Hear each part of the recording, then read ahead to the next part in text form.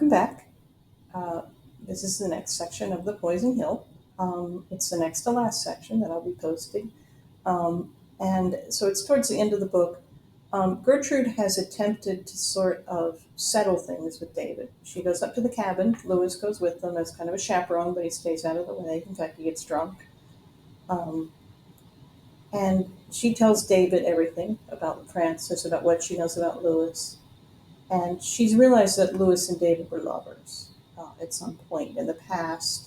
Lewis is still in love with David. David is not in love with Lewis. Um, and so she realizes that this is sort of kind of a scheme by Lewis almost to get her to marry David so that David would remain someone he could be close to.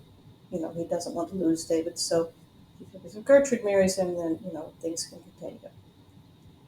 So she's realized that, and she's working through those emotions. She's working through how she feels about David. And she actually suggests to David they go to bed, but when they try to go to bed, nothing happens. She falls asleep, and he leaves the room, and she realizes the next day that he's very embarrassed.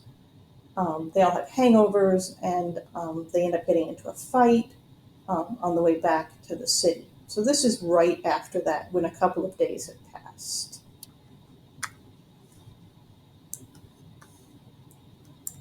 It was all Lewis's fault.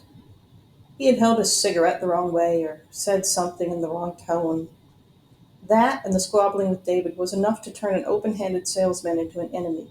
She would bet anything he had never even gone back to retrieve his tire jack. It shouldn't have mattered. The whole thing had been less than 5 minutes. They had gotten home fine in the end. Lewis had gone upstairs. Gertrude had eaten dinner and listened to the judge talk about fishing. A thunderstorm had come up late with lightning at the window and a wild wind in the trees, and the electricity had gone out. There was the memorable event of the day. The electricity went out. Not Lewis's heart is broken, probably forever. But it would remain longer and go deeper than any life or death event. They would never speak of it again and never forget it. And there was nothing she could do. They would stand on the edge of that road forever, with the salesman spitting at them. While the electricity was out, she had gone up to Lewis's room. A candle was lit on the dresser. He was looking at the ceiling. When she knew he was not going to speak to her, she had said, "You just wanted him to marry me so you could have him for yourself, didn't you?" Lewis hadn't answered, hadn't even turned his eyes from the ceiling. "Are you ready, Miss Lesko?" Dr. Vliet shook the water from his hands. "Yes." In her slip, she hopped up on the table and lay down, stretching her legs out. She reached for the mask, but Dr. Vliet came from around the table. "I'll do that," he said quickly. He was unhappy, she could tell. He would be polite, but when he closed the door she left, he would hope she never came back.